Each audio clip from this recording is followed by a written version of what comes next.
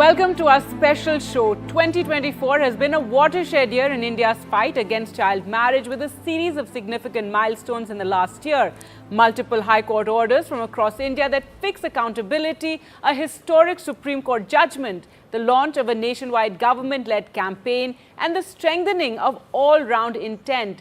Just Rights for Children has been fighting this battle on the ground for the last few years. What started as a grassroots effort has today become a transformative movement involving more than 250 civil society organizations on the ground that is reshaping the nation's fight against this grave injustice. The momentum created by Just Rights for Children and its Child Marriage Free India campaign is now being scaled and amplified through these milestone events from 2024. लेकिन भारत आज भी बाल विवाह के खिलाफ संघर्ष कर रहा है। ये लड़ाई अभी खत्म नहीं हुई है और इसीलिए child marriage free India campaign और भी ज़्यादा महत्वपूर्ण हो जाता है। आज जब इस अभियान का एक और साल पूरा हो रहा है तो हम भारत में बाल विवाह को रोकने में जस्ट राइट्स फॉर चिल्ड्रन की कोशिशों और उनके योगदान पर एक नज़र डालेंगे। इस पर बातचीत करने के लिए हमारे साथ जुड़ रहे हैं भुवन रिभू, जो एक एक्टिविस्ट हैं, एडवोकेट हैं और जस्ट राइट्स फॉर चिल्ड्रन के फाउंडर भी। बहुत स्वागत आपका एनडीटीवी में। Thank you so much, Bhuvan, for joining us once again to talk about this very important issue. And like we mentioned, so much has happened in this last year in 2024. There have been so many milestones in this fight against child marriage. If you could take us through, some of these milestones and how that has dovetailed or helped your campaign against child marriage. What is child marriage? It is nothing but sanctioned rape of our children. And it is something as a social crime which is happening out there. No one can marry a child just between two people. It requires a pandit, it requires a maulana, it requires the society to participate, and many times the society which is celebrating in such marriages does not realize and understand that what they are celebrating is the impending rape of a daughter, impending rape of a child.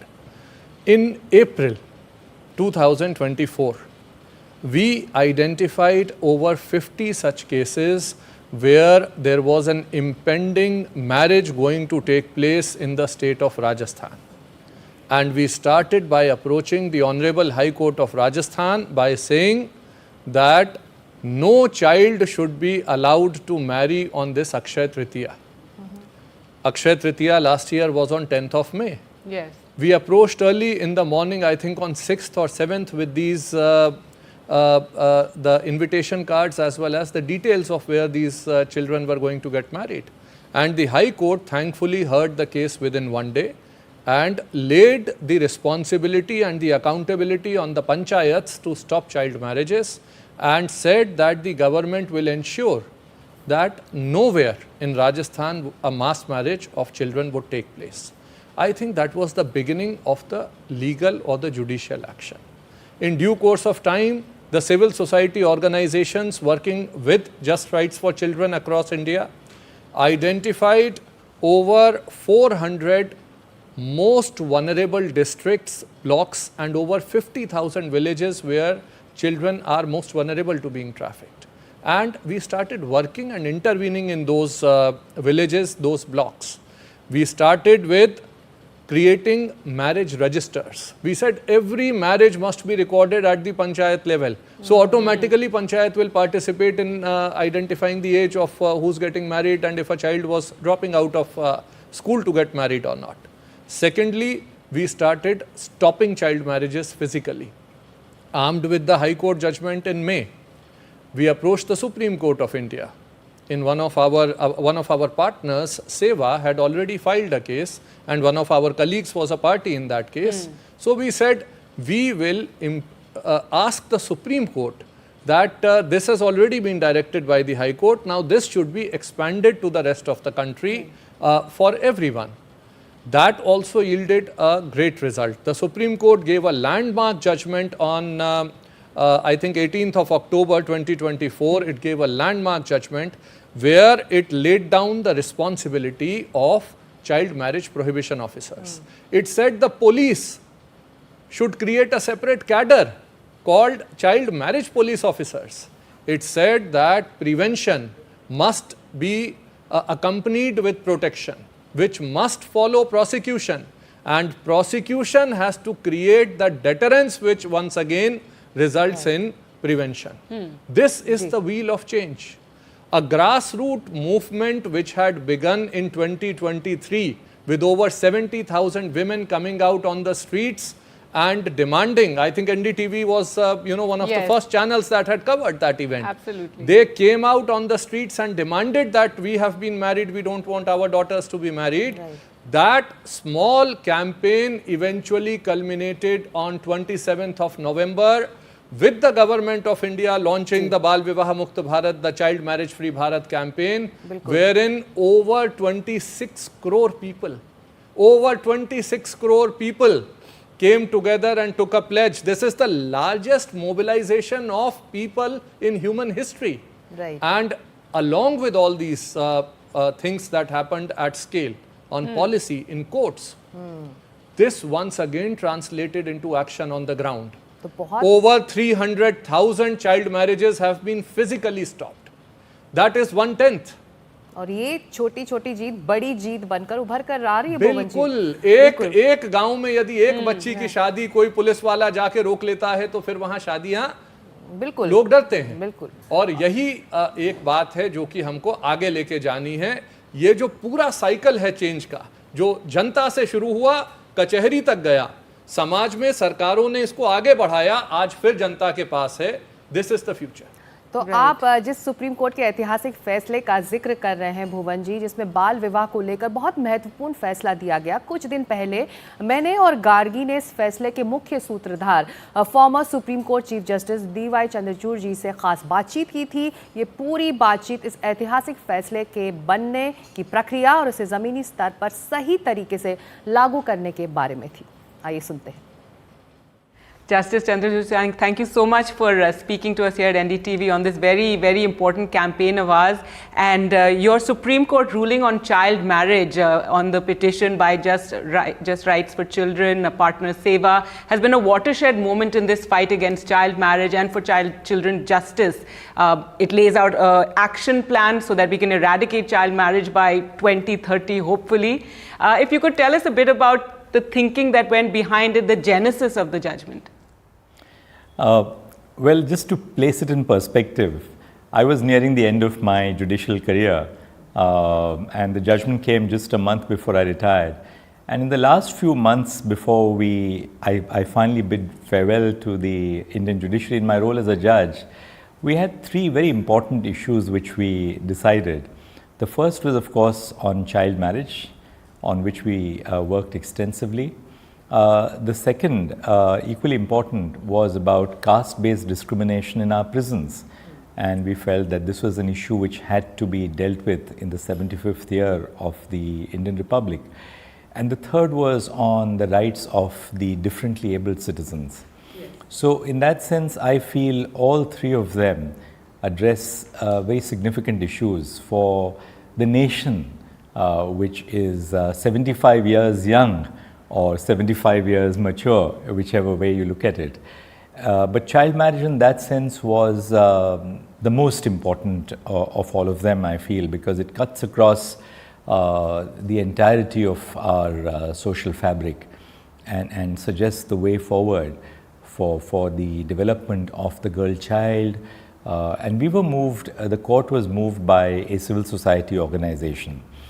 But significantly, this was an area where society, the court, and the governments, both at the central and the state level, were absolutely on the same page. There was no incoherence in their philosophies or policies. All of us stood together as three different institutional stakeholders to ensure that, we deal with child marriage not in an isolated context, but in a more cohesive sense to draw up an action plan for the future. Right. जैसे Chandrachud, child marriage act 2006 पहले से मौजूद है, अब ये नया judgement आया है सुप्रीम कोर्ट का। ऐसे में ये जजमेंट किस तरह से उस एक्ट को और ज़्यादा सशक्त बनाता है और इस जजमेंट ने उस एक्ट के कौन से वो जो गैप्स थे उसको भरे हैं? कानून तो था हमारे यहाँ, इसके पहले 1938 में कानून बने थे, 2006 में जो कानून बना उस अच्छा कानून है, पर उसमें काफ़ी गैप्स थे। गैप्स ख़ास तौर पे ये थे कि वो कानून को हम कैसे इम्प्लीमेंट कर सके समाज में, और ख़ास तौर पर कानून की जो प्रिंसिपल्स हैं, उनके जो मूलभूत सिद्धांत हैं, उनको सशक्त बनाने के लिए जैसे कि मैं आपको एक उदाहरण दे सकता हूँ, child marriage prohibition officer CMPOs जो हैं, उनका क्या रोल है समाज में, या चाइल्ड मैरिज केवल कानून बनाने से हम उसको रोक नहीं सकते, उसमें समाज की भी तो जिम्मेदारी है, सामाजिक संस्थाओं की जिम्मेदारी है, चाहे वे राज्यगत स्तर पर हो, जैसे जिलाओं में हर एक डिस्ट्रिक्ट में जो समाज संस्था हैं, या फिर स्कूल्स में हो, कॉलेजेस में हो, और उसके अलावा जो प्रोसिक्यूशन की प्रणाली है उसको स्ट्रेंथन करने की ज़रूरत थी। पर जैसे हमने कहा हमारे जजमेंट में, protection before prevention and prevention before prosecution, तो हर एक स्तर पर उसमें काम करने की ज़रूरत है, जो कि हमारे निर्णय ने उसको एम्फसाइज़ किया है। And as you said in the judgment, you've laid down extensive guidelines. You spoke about the child marriage prohibition officer. There's community involvement. There's monitoring, accountability, and all of these have to work in consonance to remove child marriage or end child marriage. But among all these aspects, all these factors, what do you feel is one of the most important, without which we can't succeed, especially community involvement? Do you think that's one of the key factors? I think community involvement is a key factor. Second, if you look at the whole institution of child marriage, it has been partly a product of patriarchy, a patriarchal structure, also partly a product of lack of economic development in certain segments of our society, and therefore there were certain districts in the country which were particularly vulnerable, and therefore we have identified two key areas. First, the involvement of the community.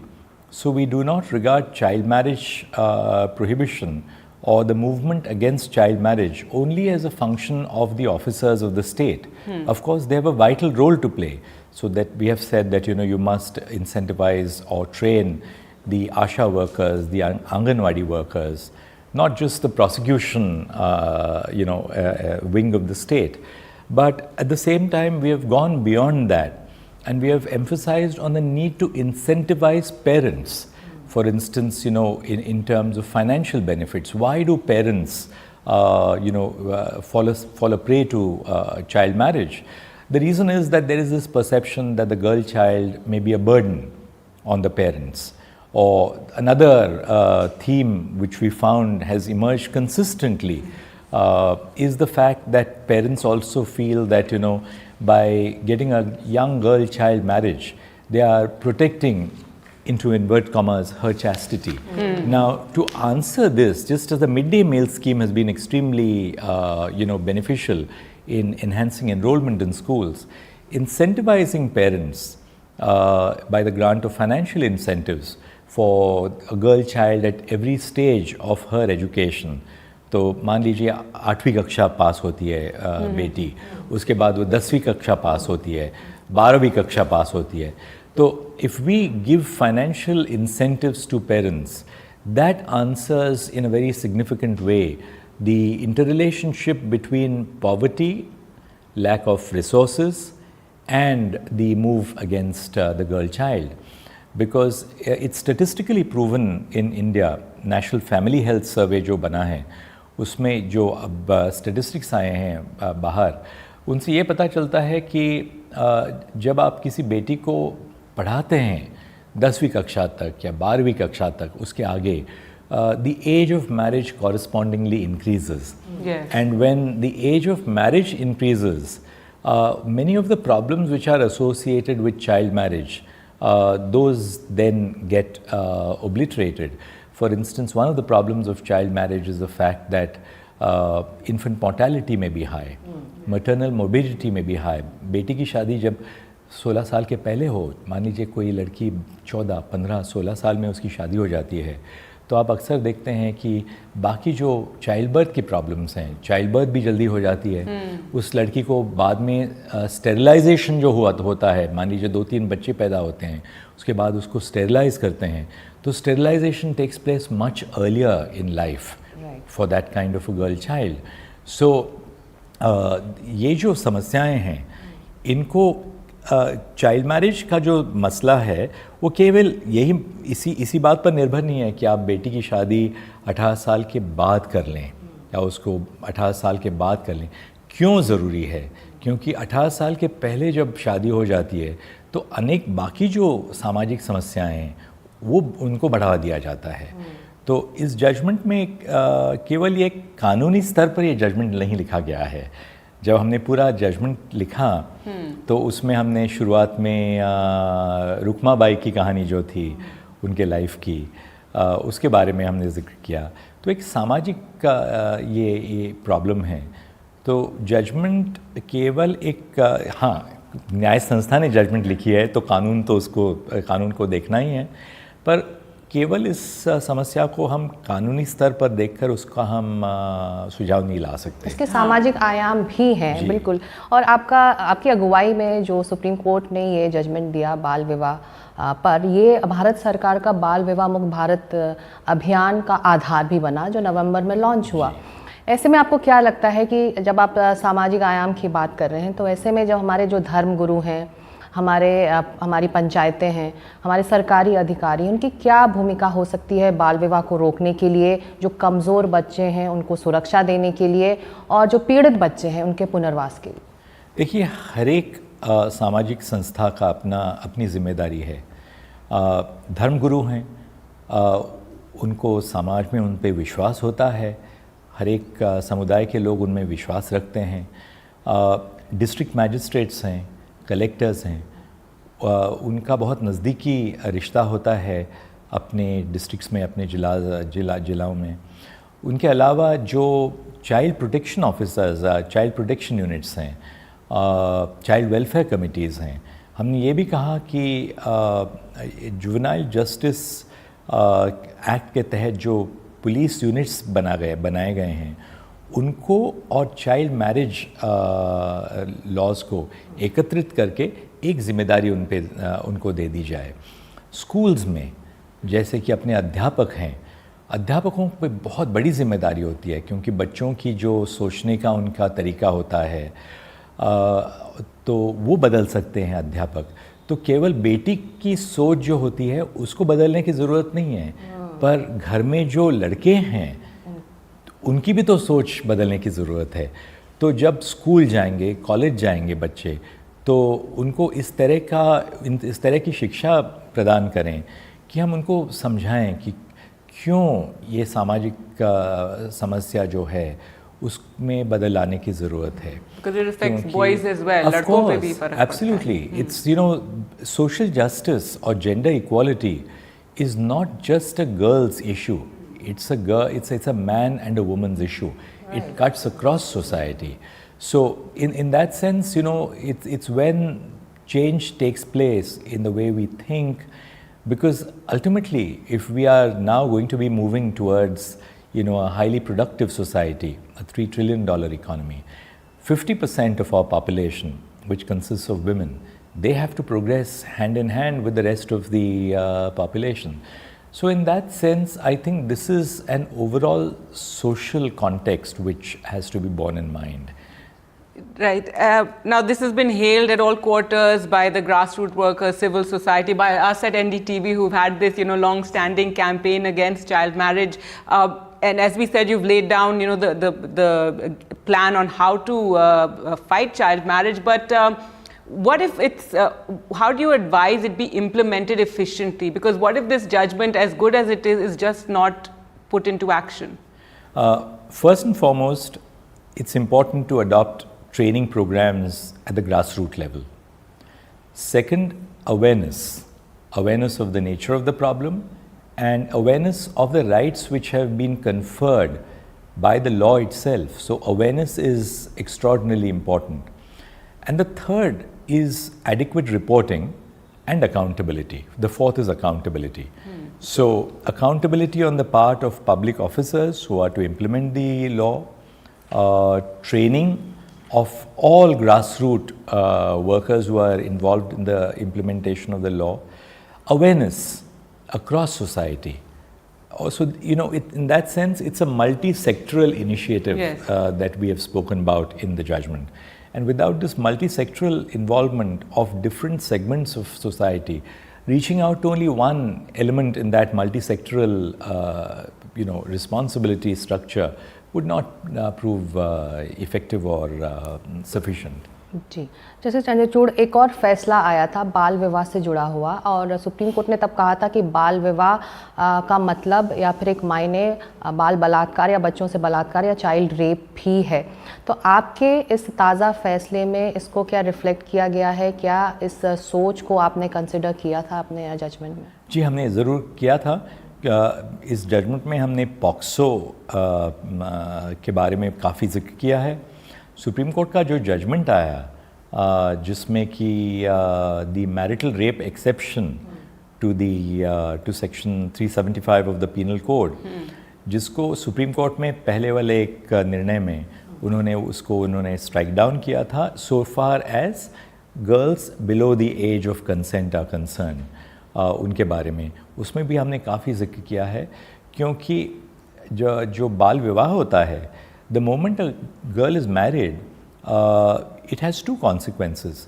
First, if she is asked to cohabit with a person who may be an adult, or even for that matter a boy who is below the age of consent, either way there is an assumption that therefore she starts bearing the burden of child rearing, pregnancy, which means that there is obviously an act of sexual intercourse with a child, and which is contrary to the fundamental principles of not just our laws but against the fundamental principles of the Constitution itself. हमारे संवैधानिक जो मूलभूत अधिकार हैं उसका हनन होता है। So we have therefore dwelt at length on this issue. The wider issue, of course, of the marital rape exception is pending before the Supreme Court, but in the context of child marriage, this judgment has dwelt quite extensively on the issue. Now, the Child Marriage Free India campaign works with quite an extensive network of NGOs. So, how will this judgment help the campaign and help the NGOs? I think it's important that all grassroots civil society agencies are involved in this campaign, because at the central level, the union government can lay down policies, proactively engage with the states. The states at the level of the women and child development departments can engage proactively with the collectors and district magistrates, with the local self-governing bodies. But ultimately, the implementation of the law will take place when civil society organizations, which are working at the grassroots level, they are actively involved in facilitating all the directions which have been issued by the Supreme Court. So we have placed a great deal of importance on civil society organizations. And I like the fact that after this judgment, everybody has come together. It's not that the civil society organizations have said that this is a governmental issue. The government has not said that, well, this is an issue for the states, and the states have not said that, well, this is for a change in mindsets to be brought about by the community.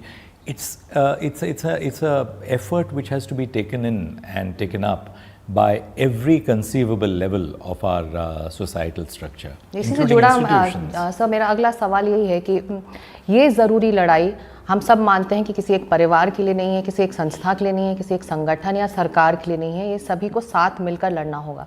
ऐसे में बाल विवाह मुक्त अभियान जैसे ये जो campaigns हैं इस वक्त हमारे समाज के लिए, हमारे देश के लिए कितने ज़रूरी? बहुत ही इनका महत्व है, और मैं समझता हूँ कि अब सुप्रीम कोर्ट के जजमेंट के बाद इतने जल्दी ये कैंपेन को बड़ी इफ़ेक्टिवली अब इम्प्लीमेंटेशन हो रहा है। बाकी भी योजनाएं सेंट्रल गवर्नमेंट की और स्टेट गवर्नमेंट्स की और इन योजनाओं को काफ़ी सफलता मिली है। तो पर ये जो योजनाएं थीं इसके पहले, वो अपने अपने स्तर की योजनाएं थी। ये जो है बाल विवाह मुक्त भारत, इसको तो मैं समझता हूँ सबसे महत्वपूर्ण ये है, ताकि हम एक ऐसा समाज तैयार करें अगले 5 साल 10 साल में, जहाँ पर बच्ची के विवाह की जगह हम बच्ची को एजुकेट कर लें, उसको एम्प्लॉयबल स्किल्स दे दें। और आज देख लीजिए आप, हमारी जो कल की बच्चियाँ थी, लड़कियाँ थी, आज फाइटर पायलट्स हैं, जो हम या नेवल फ्रिगेट्स की कमांडर्स हैं, बॉर्डर्स पे वो तैनात हैं। तो ये एक उदाहरण है कि आप एक लड़की को आप अपॉर्चुनिटीज़ दे दें तो कहाँ पर समाज को ले जा सकती हैं। तो it has to be a consolidated effort so that we open up the full opportunities to women across India, that there is no single occupation or role which a woman cannot perform in our society, whether it's in terms of manning operation theatres, being fighter pilots, being chartered accountants. They are at the cutting edge of knowledge across India. And this is part of that mission in that sense, to Soon a we'll social have a woman transformation. Chief Justice of India as well. Yes. But thank you so much, sir, for speaking to us, and thank you for this judgment. And as you said, awareness is a huge aspect of this fight against child marriage, and that's what here at NDTV we are trying बिल्कुल, to और do. आपका ये judgement एक नई ताकत और एक नया रोड मैप दे रहा है समाज को, सरकार को, ताकि इसको सशक्त तरीके से इम्प्लीमेंट किया जा सके। बहुत शुक्रिया आपने NDTV के लिए टाइम हमने बस अपनी जिम्मेदारी निभाई, अब समाज के हाथ में है कैसे उसको इम्प्लीमेंट करें। Thank you so much. Thank you. Thank you. तो हमने अभी सुना फॉर्मर चीफ जस्टिस चंद्रचूड़ जी को, जिन्होंने कहा कि prevention before protection and protection before prosecution ये बहुत ज़रूरी है। ऐसे में भुवन जी, आप इस पूरे इशू को, इस पूरी प्रक्रिया को कैसे देखते हैं? मैंने आज से 3 साल पहले इसकी प्रस्तावना सबसे पहले अपनी किताब में लिखी थी। ये when children have children the tipping point to end child marriage, इसमें मैंने इसकी पूरी प्रस्तावना लिखी कि prevention before prosecution, prevention before protection rather, and protection before prosecution, and prosecution to create a deterrence for prevention. यानी हमारा समाज का उद्देश्य ये होना चाहिए कि हम हर बच्चे को बचाने के ऊपर फोकस करें। यदि हम उसको बचाने में कामयाब नहीं हुए तो हम उसकी सुरक्षा सुनिश्चित करें, और जिन लोगों ने उसके साथ गलत किया है उनको समाज में सज़ा दिलाई जा सके, ताकि बाकी बच्चों का बचाव और बाकी बच्चों की सुरक्षा हो। तो इसी बात को सुप्रीम कोर्ट ने बहुत ही ज़्यादा अच्छे तरीके से अब कह दिया। आज से 2 साल पहले जब हम शुरू हुए थे तब ये सोच थी, तब हम जनता के साथ इस पे जब प्लेजेस करते थे तो ये बात थी कि हमारी मांग थी। आज ये भारत का कानून है। तो तब से लेके आज तक जो सबसे बड़ा बदलाव एक आया है, जो भारत आज जिसमें विश्व गुरु बन गया है बच्चों की सुरक्षा में, वो बदलाव यही है कि जो छोटी सी चिंगारी भारत में महिलाओं और बच्चों ने शुरू की थी, आज वो जब उसके ऊपर सवाल था, एक सवालिया निशान था, ये सही है या गलत है। बहुत जगह हमारे लोग जाते थे, उनको गांव में पंचायतें मदद नहीं करती थीं। बहुत जगह लोगों को मार पीट के भगा दिया जाता था। बहुत जगह पुलिस साथ नहीं आती थी। कहीं कहीं जहां इंजंक्शन के लिए हमने फाइल किया वहां कोर्टों ने मदद नहीं की, साथ नहीं दिया।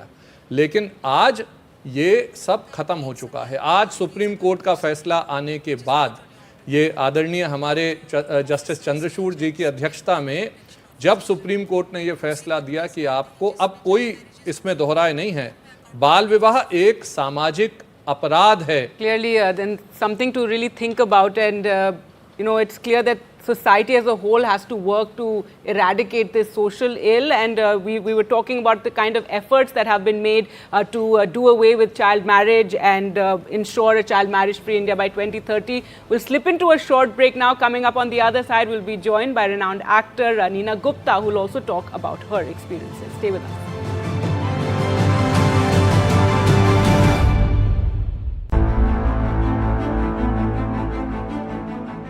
Welcome back. बाल विवाह के खिलाफ लड़ाई ने इस पिछले साल भर में जो कुछ हासिल किया है, हम इसे देखने की अब कोशिश कर रहे हैं। हमारे साथ जुड़ रही हैं जानी मानी अभिनेत्री नीना गुप्ता जी। बहुत शुक्रिया, आपने इस मुहिम के लिए नीना जी वक्त निकाला है। Neena ji, you've worked, you've done so many roles which represent rural India. You've done various very fascinating roles as well. But during the filming of those roles, is there any story, anything that stayed with you, any experience? Because you must have interacted as well with so many people. लोग समझते हैं जो हम पर्दे पे देखते हैं वो सच है, वो समझते हैं जो मैं निजी जीवन में वही हूँ जो वो मुझे देखते हैं। So I was before coming here I was thinking कि क्या कर सकते हैं। Then I thought of something, जो पॉपुलर सीरीज़ हैं, पॉपुलर प्रोग्राम्स हैं, जैसे आज के टाइम में पंचायत है, तो मैं सोच रही थी जो पॉपुलर चीज़ें हैं, फिल्में हैं, उनमें कहीं ये डाल दिया जाए, Weave it into the story. एक सेगमेंट छोटा सा डाल दिया जाए। जैसे हमारे परिवार में, जैसे मैं प्रधान हूँ, अब हमारे को पता चला कि पड़ोस में कुछ ऐसा हो रहा है तो मैं जा रही हूँ। आई थिंक अगर वो करेंगे तो लोग देखेंगे, बिल्कुल, और असर होगा। तो अगर बात करनी है नीना जी, तो इस अभियान से जुड़े समाज के हर वर्ग तक लोगों को पहुंचना होगा, और बहुत सारे लोग इस अभियान से जुड़े भी हुए हैं, चाहे वो विमेन लीडर्स हों, सिविल सोसाइटी ऑर्गेनाइजेशन, और यहाँ तक कि हमारे युवा लड़के और लड़कियाँ जो इस अपराध के खिलाफ मजबूती से खड़े हुए हैं। भले ही उनके अपने परिवार और समाज इस पुराने रिवाज को ज़बरदस्ती बनाए रखने की कोशिश कर रहे हैं। अब हमारे साथ जुड़ रही हैं कोटा में रुकमन हाडा, जिन्होंने बाल विवाह, शोषण और हिंसा जैसी मुश्किल हालातों को झेला, लेकिन इन्हीं अनुभवों से सीखकर अपने समुदाय में बदलाव लाने की उन्होंने ठानी है। और कोटा से सीधे रुकमन जी हमारे साथ हैं। सीधे चलते हैं हमारे सहयोगी सोमू आनंद के पास, जो इस वक्त रुकमन हाडा के साथ हैं। Somu, over to you.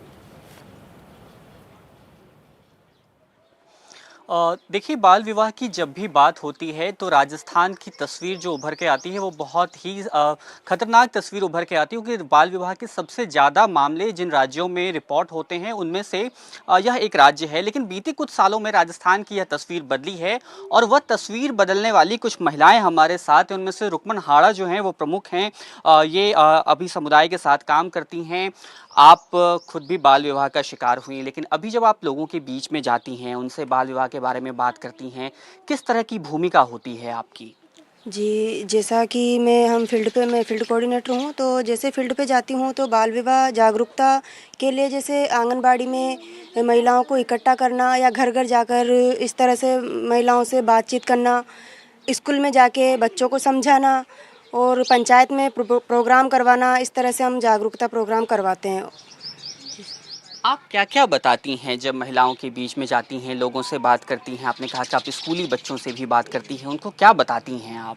जी, हम बच्चों को बताते हैं कि जैसे बाल विवाह करना एक कानूनी अपराध है, और जैसे 18 साल से कम उम्र की लड़की, 21 साल से कम उम्र के लड़के, इनका विवाह अगर होता है तो वो बाल विवाह कहलाता है। और उसके कानून के बारे में, जो जुर्माना होता है, सज़ा होती है, उनके बारे में बच्चों को जागरूक करते हैं कि अगर पेरेंट्स ज़बरदस्ती करवाते हैं तो आप अपनी आवाज़ उठाएं, या फिर उनको समझाएं, या फिर हमसे मिलवाएं। जैसा भी आपको सही लगे उस तरह से बच्चों को बाल विवाह से बचाने के लिए पूरा प्रयास करते हैं, पूरी तरह से उनको समझाते हैं। और इस तरह से कई मतलब किसी तरह से हमारे पास कॉल भी आता है चाइल्ड लाइन पे, या हमारे खुद के पर्सनल नंबर पे कि दीदी हमारे मम्मी पापा हमारी शादी करवा रहे हैं, तो हम घर पे जाके उन पेरेंट्स को समझाते भी है।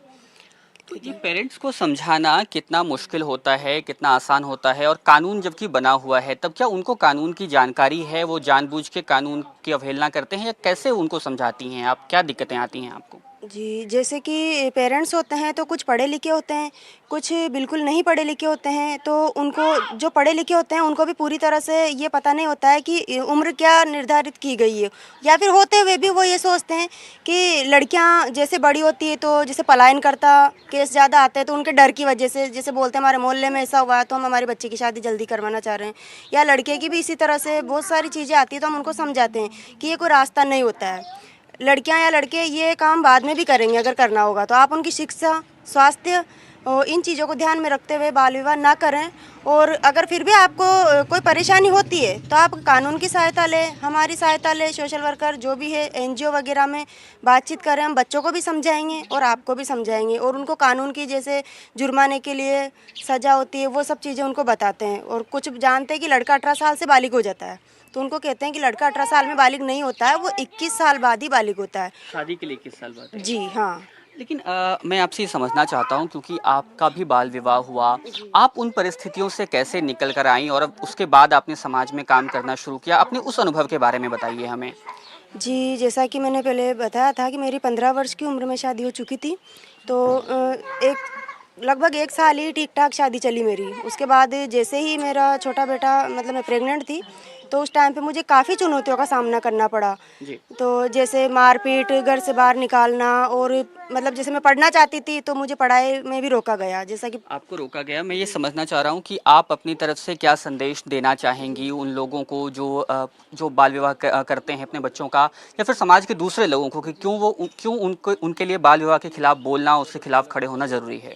जी, मैं यही कहना चाहूँगी कि अपनी लड़कियों को या लड़कों को, अगर बाल विवाह जैसी एक जंजीर है मेरी नज़र में, बेड़ियाँ है ये, कि अगर इनको बच्चों को उसमें बांध देते हैं तो उनके सपने अधूरे रह जाते हैं। उनके भविष्य में काफ़ी कुछ ऐसा होता है जो कष्टदायक होता है, जिनसे वो सामना नहीं कर पाते हैं। कुछ कर पाते हैं, कुछ नहीं कर पाते हैं। जैसा कि मैंने तो बाद में मेरी पढ़ाई कंटिन्यू जारी रखी, मैं लड़ सकी, बाकी हर एक बच्चा नहीं कर पाता इस चीज़ को। तो मैं यही कहना चाहूँगी, पेरेंट्स से भी सबसे निवेदन है कि अपने बच्चों को पढ़ाएं लिखाएं और उनके स्वास्थ्य के बारे में भी सोचें, क्योंकि बाल विवाह होगा तो उनका स्वास्थ्य पे भी बहुत ज़्यादा असर पड़ेगा। भविष्य में वो कई तरह की बीमारियों से ग्रसित हो जाएंगे। कुछ जैसे वो करना चाहते हैं फिजिकली वगैरह, कई चीज़ें हैं जो उनको नुकसान पहुँचा सकती है। तो बाल विवाह किस प्रकार से नुकसान पहुंचा सकता है वो बता रही हैं, और इसलिए वो अपील करना चाहती हैं कि बच्चों को उनके सपने देखने दें, पर्याप्त मौके दें, ताकि वो भी जो कुछ सोच कर करना चाहें वो कर पाएं। All right, thank you so much for joining us from there, and just fascinating to hear from Rukman Hara and her fight and how she's fighting to make a difference, and that's really something from the grassroots, something that we're talking about here in our studio. So Neena ji, so what would your message be now to the people watching, to the viewers, to the public at large about this मैं ये कहूँगी कि जो crime of मुहिम child इन्होंने marriage? शुरू किया है, आप लोगों ने शुरू किया है, जो सक्सेसफुल हो रहा है उसे और सक्सेसफुल बनाएं। ये नहीं सोचे जैसे आप कह रहे थे कि अरे भैया ये नहीं हो सकता, और गांव में कहाँ जाके कुछ कर सकते हैं। हो सकता है अगर हम कोशिश करें, खासकर जब हमारा ये एक कानून बन गया है। I think ladies should come together, mothers should come together, ताकि उनकी लड़कियों को तकलीफ ना हो। बिल्कुल, आप कह रही हैं कि माओं का रोल बहुत ज़्यादा है, माँओं का। आवाज़ वो उठाएं इस अपराध के खिलाफ, और मिलजुल के, बिल्कुल मिल के, अकेले से नहीं होता ये। जी। और मैं इसमें एक लाइन और ऐड करूंगा, जहां माओं का रोल है वहां भाइयों का भी है, वहां गांव के लड़कों का भी है, वहां शहर के लड़कों का भी है। अगर लड़के तय कर देंगे कि मैं एक छोटी बच्ची के साथ शादी नहीं करूंगा, तो भी बाल विवाह नहीं होंगे। because it affects boys and girls. Yes. Very often you Yes. have minor boys getting married also. भुवन जी, हम इस कार्यक्रम के आखिरी पड़ाव में हैं, लेकिन हम जानते हैं कि आप इस पूरी मुहिम को लेकर, इस अभियान को लेकर कितने प्रतिबद्ध हैं।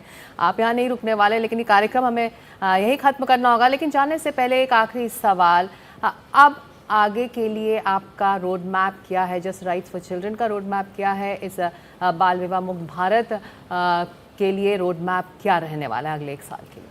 भारत में हम पूरी तरह से फोकस करने वाले हैं उन जिलों में जहां सबसे ज़्यादा बाल विवाह होता है। हमने ऑलरेडी नीति आयोग के साथ, एक हमारा संगठन है जिसने टाई अप करके 73 जिलों में एक बहुत ही इस तरह का बिहेवियर चेंज का एक कैंपेन शुरू किया है कि जो मोस्ट वनरेबल, सबसे ज़्यादा गरीब दबा कुचला वर्ग है, उसको आइडेंटिफाई करेंगे जहां सबसे ज़्यादा शादी की गुंजाइश है। उन बच्चियों को सरकारी योजनाओं से जोड़ा जाएगा। तो एक तरफ तो प्रिवेंशन होगा थ्रू एक्सेस टू सर्विसेज, दूसरी तरफ होगा थ्रू एक्सेस टू जस्टिस। जहां पे अगर शादी हो रही है उसके खिलाफ आवाज़ भी उठाई जाएगी, उसमें प्रोसिक्यूशन भी किया जाएगा, कराने वाले लोगों को जेल भी भेजा जाएगा और उसकी अवेयरनेस भी की जाएगी, उसकी कैंपेन भी की जाएगी। हम इस साल टारगेट करेंगे 50,000 से ज़्यादा मंदिर और मस्जिद जो कि अपने एक बोर्ड लगाएं कि यहाँ बाल विवाह न होता है और बाल विवाह अक्षम्य है। अभी हमने धर्मगुरुओं के साथ एक शुरुआत की है और हम पूरे देश के धर्मगुरुओं के साथ आगे बढ़ने की कोशिश करेंगे कि धर्मगुरु इसमें आगे आए, मेंबर ऑफ पार्लियामेंट इसमें आगे आए, कम्युनिटी लीडर्स इसमें आगे आए, सेलिब्रिटीज इसमें आगे आए, पंचायत के लोग, पंचायतों के लोगों की तो जिम्मेदारी ही है, वो तो हर पंचायत में एक रजिस्टर बने और वो रजिस्टर सुनिश्चित किया जाए, सरकार तो ये करेगी और इसको हम पूरी दुनिया में लेके जाएं। भारत एक बार फिर बच्चों की सुरक्षा में, ह्यूमन राइट्स के प्रोटेक्शन में विश्व गुरु की तरह आगे आए, ये हमारी सोच है और बाल विवाह मुक्त विश्व का सपना साकार हो, ये हमारी पूरी प्रतिबद्धता है। Wonderful. Well, More thank power you. to you. I know. Thank you so much for joining us on the program, and Neena ji for joining us. Awareness is also a big part of this fight against child marriage, and clearly we've come a long way, but a lot more still remains to be done, and we will do it through this campaign, and of course with you, Bhuvan बिल्कुल ji. Gargi, और हम अपने दर्शकों को इस वादे के साथ छोड़ जाते हैं कि इस अभियान के लिए एनडीटीवी भी प्रतिबद्ध है। हम जारी रखेंगे अपनी ये मुहिम भी। आज के लिए इतना ही इस खास कार्यक्रम में। एनडीटीवी पर खबरें जारी रहेंगी। नमस्कार। Thanks for watching. Bye.